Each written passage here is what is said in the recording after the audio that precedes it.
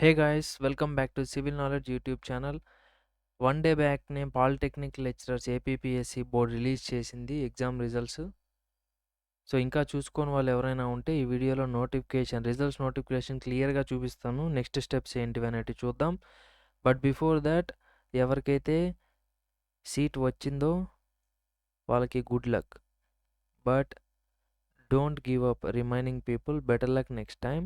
ఇప్పుడు మనం detailed result notification ఒకసారి చూద్దాం. ఇంపార్టెంట్ డేట్స్ అవి ఇవి ఏంటో చూద్దాం. సో ఇక్కడ క్లియర్గా మనం అబ్జర్వ్ చేయొచ్చు ఏ డేట్స్లో ఆ ఎగ్జామ్స్ అనేటివి కండక్ట్ చేశారో. సో ఫ్రమ్ 15th to 22 జూలైలో ఎగ్జామ్ జరిగింది. So one day back results వచ్చింది. అంటే సో 10th డిసెంబర్న రిజల్ట్స్ అనేటివి రిలీజ్ చేశారు. దాంట్లో మనం ఇక్కడ క్లియర్గా చూసుకుంటే ఇక్కడ విజయవాడ ఆంధ్రప్రదేశ్కి మనకి 29th నుంచి 31 అప్పుడు మనకి కంప్యూటర్ ప్రొఫిషియన్సీ టెస్ట్ అనేది కండక్ట్ చేస్తారు. అలాగే ఆ రోజు ఒరిజినల్ సర్టిఫికేట్స్ని వెరిఫై అనేది కూడా చేస్తారు.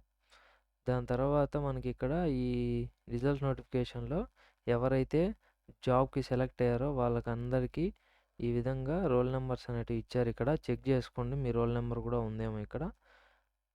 సో ఇక్కడ మన సివిల్ ఇంజనీరింగ్లో చూసుకున్నట్టయితే ఎస్పెషల్లీ 15 పోస్ట్స్ ఉన్నాయి. 15 మెంబర్స్నే సెలెక్ట్ చేశారు. సో ఇన్ కేస్ ఒకవేళ వీళ్ళకి ఏదైనా 99% ఛాన్స్ లేదు, బట్ ఎవరికైనా మిస్ మ్యాచ్ సర్టిఫికేట్స్ ప్రాబ్లం అయితే నెక్స్ట్ వీళ్ళ తర్వాత మెరిట్ లిస్ట్లో ఉండే వాళ్ళని సో ఇన్వైట్ చేసానికి ఛాన్స్ ఉండొచ్చు. సో ఇక్కడ చూసుకుంటే మిగిలిన తర్వాత మనకి ఈ విధంగా డేట్స్ అనేటివి మెన్షన్ చేశారు, ఎప్పుడెప్పుడు ఏమేమి కండక్ట్ చేస్తారనేసి. సో మెయిన్గా మీరు గుర్తుపెట్టుకోవాల్సింది ఈ డేట్స్ 29/12 to 31st 12/2025 ఈ విధంగా షెడ్యూల్ చేయబడింది original certificates and computer proficiency test.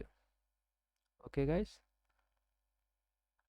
ఇక్కడ ఇంకొక ఇంపార్టెంట్ విషయం, EWS certificate and also income certificates ఎవరైతే అప్లై చేసింటారో ఎగ్జామ్ రాయడానికి అప్లై చేసింటారు కదా, ఆ టైంలో ఈ సర్టిఫికేట్స్ ఏవైతే మీరు అక్కడ పెట్టింటారో అప్లికేషన్లో అవన్నీ కూడా మీరు తీసుకోవాల్సి ఉంటుంది అనమాట. ఒరిజినల్స్ తీసుకోవాలి. ఈడబ్ల్యూఎస్ సర్టిఫికేట్లో ఎక్కువ మీకు డౌట్ వచ్చేది ఏంటంటే ఎప్పటి ఈడబ్ల్యూఎస్ సర్టిఫికేట్ తీసుకోవాలా అనేది.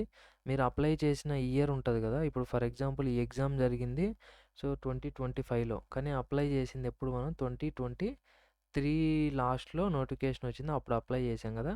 సో మీరు 2023కి అంటే 2023-2024లో ఫైనాన్షియల్ ఇయర్కి గాను మీకు ఏదైతే ఈడబ్ల్యూఎస్ సర్టిఫికేట్ ఉంటుందో అది తీసుకొని వెళ్ళాలన్నమాట. ఇప్పటిది కాదు, ఇప్పటిది ఏమీ అవసరం లేదు. యాజ్ పర్ దిస్ నోటిఫికేషన్ మీరు ఒకసారి చదివితే క్లియర్గా మీకు కూడా అర్థమవుతుంది. Okay guys, so that's it for this video. Once again good luck for those who got jobs. Thank you for watching. Please subscribe.